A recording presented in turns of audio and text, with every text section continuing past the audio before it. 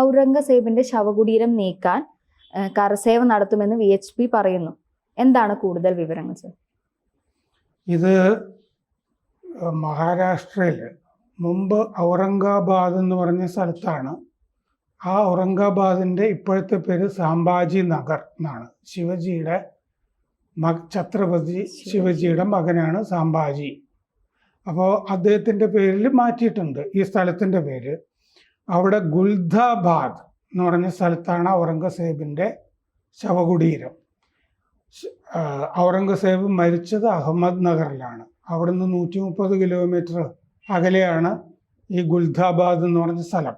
ഈ ഗുൽദാബാദിൽ കൊണ്ടുപോയി സംസ്കാരം നടത്തണം എന്ന ഔറംഗസേബിന് ആഗ്രഹം ഉണ്ടായിരുന്നു. കാരണം ജീവിതത്തിൽ ഒരുപാട് പാപങ്ങൾ ചെയ്തിട്ടുണ്ട് എന്നുള്ള ബോധ്യം അയാൾക്ക് തന്നെ ഉണ്ടായിരുന്നു. അതായത് ഔറംഗസേബ് വൃത്തികെട്ടവനാണെന്നുള്ള ബോധം ഔറംഗസേബിനുണ്ടായിരുന്നു. ജിഹാദികൾക്ക് ഇപ്പം ഇല്ലാത്ത ബോധം അന്ന് ഔറംഗസേബിനുണ്ട്.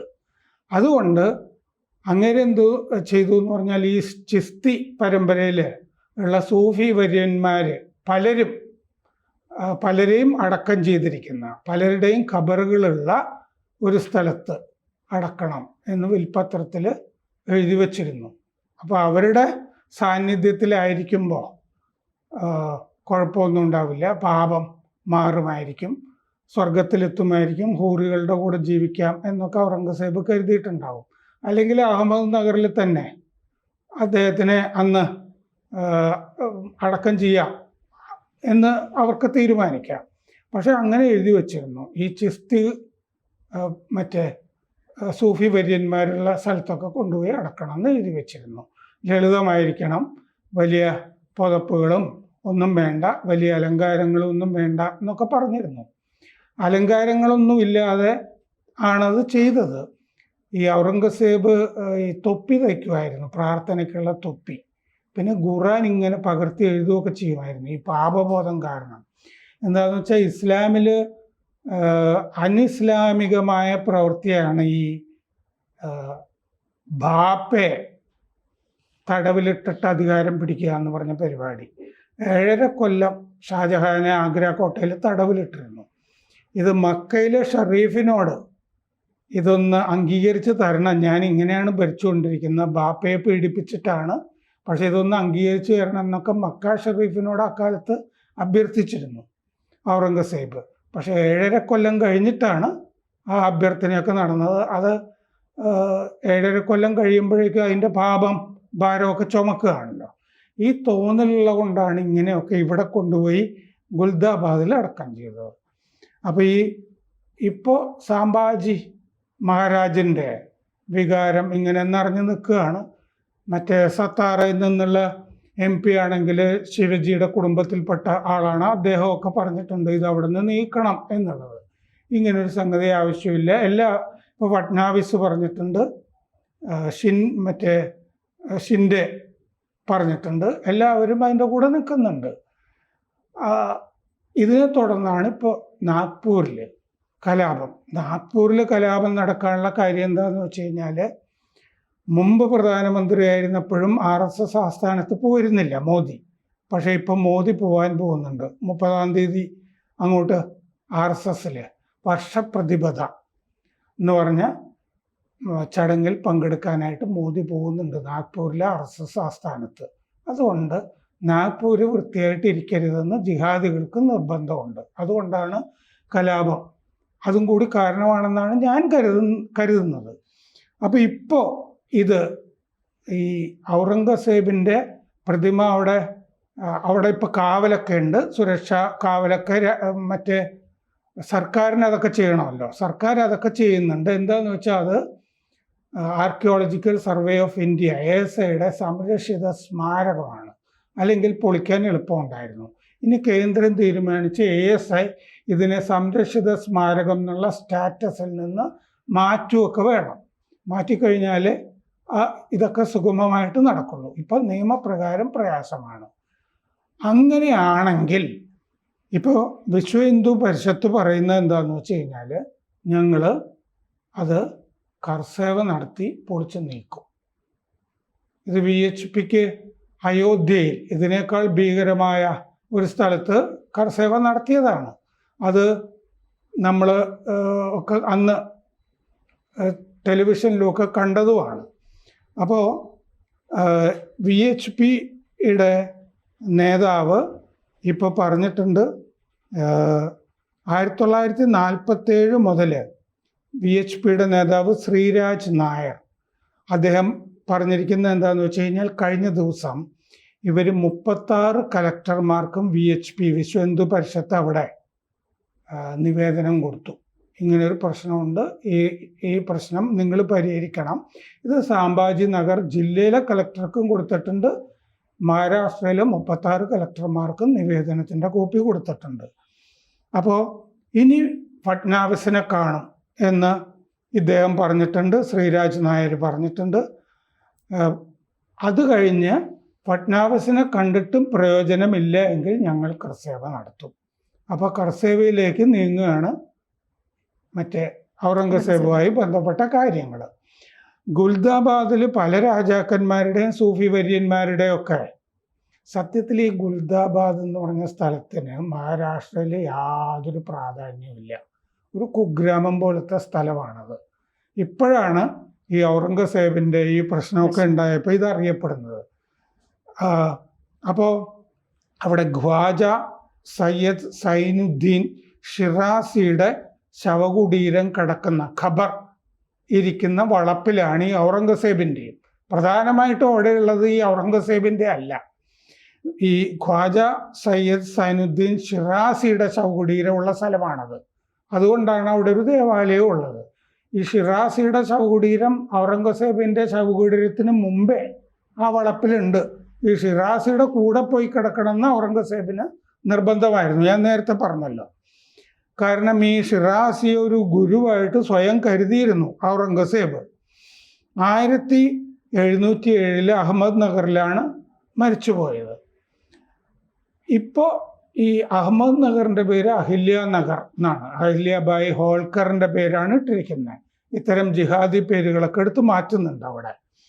അപ്പോൾ ഈ ഔറംഗസേബ് അഹമ്മദ് നഗറിൽ മരിച്ചെങ്കിലും അങ്ങയുടെ വസിഹത്ത് നാമയിൽ, വസിഹത്ത് നാമ എന്ന് പറഞ്ഞാൽ വിൽപത്രം, അതിൽ എഴുതി വെച്ചു ഗുരുവിൻ്റെ അടുത്ത് പോയി കിടക്കണം ഷിറാസി.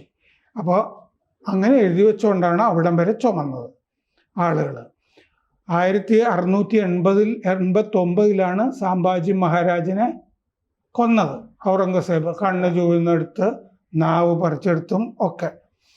അപ്പോൾ അടുത്ത കാലത്ത് അബു അസ്മി എന്ന് പറഞ്ഞ സമാജ്വാദി പാർട്ടിയുടെ നേതാവ്, ഔറംഗസേബ് മഹാനാണ്, സെക്കുലറിസ്റ്റാണ്, ഒരുപാട് ക്ഷേത്രങ്ങൾ പണിതിട്ടുണ്ട് എന്നുള്ള കള്ളമൊക്കെ പറഞ്ഞു. 2500 ക്ഷേത്രങ്ങൾ തകർക്കുകയാണ് ചെയ്തിരിക്കുന്നത് ഔറംഗസേബ്. അപ്പോൾ ശ്രീരാജ് നായർ പറഞ്ഞു, VHP നേതാവ്, 1947 മുതൽ മുസ്ലിം പ്രീണനം നമ്മൾ കാണുന്നുണ്ട്. 2014 ശേഷമാണ് നമ്മൾ പക്ഷേ എന്തെങ്കിലുമൊക്കെ നടപടികൾ ഇവിടെ സ്വീകരിക്കുന്നത്. സഹിഷ്ണുത കാണിച്ചുകൊണ്ടിരിക്കുകയായിരുന്നു ഹിന്ദുക്കൾ. അയോധ്യയിൽ നമ്മൾ ഇത് ചെയ്തു, കർസേവ. ഇതാണ് ഇപ്പോൾ ഔറംഗസേബിൻ്റെ ശവകുടീരത്തിൻ്റെ കർസേവയ്ക്കുള്ള കൃത്യമായിട്ടുള്ള സമയം. അപ്പോൾ ഇന്ത്യൻ മുസ്ലിങ്ങൾക്കെതിരല്ല നമ്മൾ. കാരണം എന്താണെന്ന് വെച്ചാൽ ഈ ഇന്ത്യയിലെ മുസ്ലിങ്ങളുടെ പൂർവ്വ പിതാക്കന്മാരും മുഗളന്മാരൊന്നുമല്ല, ഔറംഗസേബും കൂട്ടരും ഒന്നുമല്ല. അവരുടെ പൂർവ്വ പിതാക്കന്മാർ ഹിന്ദുക്കൾ തന്നെയാണ്. ഹിന്ദുക്കൾ മതം മാറിയിട്ടാണല്ലോ കുറേ മുസ്ലിങ്ങൾ ഇവിടെ ഉണ്ടായിട്ടുള്ളത്, ശ്രീരാജ് നായർ പറഞ്ഞു. അപ്പോൾ മുഗളന്മാർക്ക് വേണ്ടിയൊന്നും മുസ്ലിങ്ങൾ നിലകൊള്ളേണ്ട കാര്യമില്ല, ഇതാണ് അതിൻ്റെ അർത്ഥം. സത്താറ MP ശിവജിയുടെ കുടുംബത്തിൽ നിന്നുള്ള ആളാണ് ഉദയൻ രാജ് ഭോസ്ലെ. അദ്ദേഹം ഔറംഗസേബിനെ കള്ളൻ എന്നാണ് വിശേഷിപ്പിച്ചത്. ആ കള്ളൻ്റെ ഓർമ്മകൾ വേണം, ഈ ശവകുടീരം വേണം എന്നൊക്കെ ഉള്ളവർ വീട്ടിൽ ഒരു ശവകുടീരം ഉണ്ടാക്കി പൂജിച്ചാൽ മതി എന്ന് അദ്ദേഹം പറഞ്ഞു. അപ്പോൾ ഫട്നാവിസും പറഞ്ഞിട്ടുണ്ട് ഇത് മാറ്റണം എന്നുള്ളത് ന്യായമായ ആവശ്യമാണ്, പക്ഷേ SIയുടെ സംരക്ഷിത സ്മാരകമാണ്, അതുകൊണ്ട് ഇപ്പോൾ ആലോചിക്കാൻ പ്രയാസമുണ്ടെന്ന്. ഉദ്ധവ് താക്കറെയും കോൺഗ്രസും ഈ ശവകുടീരം മാറ്റരുത് എന്നുള്ള അഭിപ്രായത്തിലാണ്. ഉദ്ധവ് താക്കറെയുടെ പത്രമാണ് അവിടെ സാമ്നയുടെ കഴിഞ്ഞ ദിവസത്തെ മുഖപ്രസംഗത്തിലും ഇത് മാറ്റരുത് എന്നാണ് ഇപ്പോൾ ഉദ്ധവ് താക്കറെ ഈ സനാതന ധർമ്മത്തിൽ നിന്നൊക്കെ മാറി. അപ്പോൾ സാമ്നയിലും അങ്ങനെയാണ്, തിങ്കളാഴ്ചത്തെ മുഖപ്രസംഗം അങ്ങനെയാണ് എഴുതിയിരുന്നത്. തകർക്കണമെന്ന് പറയുന്നവർ ചരിത്ര ശത്രുക്കളാണ് എന്നാണ് മുഖപ്രസംഗത്തിൽ പറഞ്ഞിരിക്കുന്നത്. ശിവസേന മുമ്പ് ബാൽ താക്കറയുടെ കാലത്തൊക്കെ എന്തായിരുന്നു എന്ന് ആലോചിക്കണം. അദ്ദേഹം ഇത്തരം ആളുകളെ ഒന്നും സഹിക്കില്ലായിരുന്നു. ഇപ്പോൾ ഔറംഗസേബിൻ്റെ ശവകുടീരം നിലനിർത്തണമെന്നാണ് ഉദ്ധവ് താക്കറെ പറയുന്നത്. താലിബാൻ ഹിന്ദുക്കളെ വിളിക്കുകയും ചെയ്തു. 2022 AIMIM ഈ ഒവൈസിയുടെ പാർട്ടി ഉണ്ടല്ലോ, അതിൻ്റെ MP അക്ബറുദ്ദീൻ ഒവൈസി ഈ ശവകുടീരത്തിൽ വന്ന് പുഷ്പങ്ങൾ അർപ്പിച്ചിരുന്നു. അപ്പോഴാണ് ഇത് അവർ ശ്രദ്ധിച്ചു തുടങ്ങിയത്. രാജ് താക്കറയുടെ MNS ഇത് തകർക്കാനായിട്ട് ശ്രമിക്കുന്നുണ്ടെന്ന് കേട്ടിട്ടൊക്കെയാണ് ചെയ്തത്. ആ സമയത്ത് 5 ദിവസം ASI ഈ ശവകുടീരം പൂട്ടിയിട്ടിരുന്നു. ആരും ആ പ്രദേശത്തേക്ക് അടുക്കരുത് എന്ന് പറഞ്ഞിട്ട്. 6 തലമുറയായിട്ട് ഈ ശവകുടീരത്തിൻ്റെ കാവലായിട്ട് അവിടുത്തെ കാര്യങ്ങളൊക്കെ നോക്കി ഷെയ്ഖ് നിസാർ അഹമ്മദ് എന്ന് പറഞ്ഞൊരാളുടെ കുടുംബം ഉണ്ട് 6 തലമുറയായിട്ട്. സംഭാജി നഗരത്തിൽ സംഭാജി റാവു സിറ്റിയിൽ നിന്ന് 28 കിലോമീറ്റർ ഉണ്ട് ഇങ്ങോട്ട് ഈ ശവകുടീരത്തിലേക്ക്. ഈ ഔറംഗസേബിൻ്റെ ഭൃത്യൻ്റെ കുടുംബമാണ് ഈ ഇപ്പോൾ കാവല് കാര്യങ്ങളൊക്കെ ചെയ്യുന്നത്. അയാൾക്ക് ഈ ശവകുടീരത്തിനോട് ചേർന്ന് ഈ നിസാർ അഹമ്മദിന്, ഈ കാവൽ പണിയൊക്കെ നോക്കുന്ന ആൾക്ക്, ഈ പെർഫ്യൂം ഒക്കെ വിൽക്കുന്ന അത്തർ വിൽക്കുന്ന ഒരു കട അയാൾക്കുണ്ട്. അപ്പോൾ അയാളുടെ ഉപജീവനവും ഈ ശവകുടീരമൊക്കെ ആയിട്ട് ബന്ധപ്പെട്ടാണ് നടക്കുന്നത്. ഉറൂസൊക്കെ അവിടെ നടക്കാറുണ്ട്. എന്ന് പറഞ്ഞാൽ വാർഷികം, ചരമവാർഷികം. 14 രൂപ 12 അണ തൊപ്പി തുന്നി കിട്ടിയ പൈസ കൊണ്ടാണ് ഔറംഗസേബ് ഈ മറ്റേ മയ്യത്ത് കർമ്മം ഒക്കെ, മയ്യത്ത് നമസ്കാരം നടത്താൻ നിശ്ചയിച്ചിരുന്നത്. അതുപോലെ ലളിതമായിട്ടാണ് അന്ന് നടത്തത്. സ്വർണ്ണപ്പകിട്ട് വേണ്ട, മസ്ലിൻ വേണ്ട എന്നൊക്കെ പറഞ്ഞിരുന്നു. അപ്പോൾ അവിടെ ഇപ്പോൾ ഈ പ്രദേശത്ത് തന്നെ ഗുൽദാബാദിൽ മാലിക് അംബറിൻ്റെ ഒരു ശവകുടീരമുണ്ട്. മാലിക് അംബർ എന്ന് പറഞ്ഞു കഴിഞ്ഞാൽ ഈ മുഗൾ സൈന്യത്തിലുണ്ടായിരുന്ന ഒരു ആഫ്രിക്കക്കാരൻ സേനാ മേധാവിയാണ്. അയാളുടെ ശവകുടീരവും ആ പ്രദേശത്തുണ്ട്. പിന്നെ ഭദ്രമാരുതി ക്ഷേത്രമുണ്ട് ഹിന്ദുക്കളുടെ. ഇങ്ങനൊരു സ്ഥലമാണ് അത്. അവിടെയാണ് ഇനി വിശ്വ പരിഷത്തിൻ്റെ വേറെ നിയമത്തിൻ്റെ വഴിയൊന്നും നടന്നില്ലെങ്കിൽ കർസേവ നടക്കും എന്നുള്ള നിലപാടിപ്പോൾ വിശ്വ പരിഷത്ത് സ്വീകരിച്ചിട്ടുള്ളത്. കൂടുതൽ വാർത്തകളും വിശേഷങ്ങളും നിങ്ങളിലേക്ക് എത്താൻ ABC മലയാളം സബ്സ്ക്രൈബ് ചെയ്യുക, ബെൽ ബട്ടണും അമർത്തുക.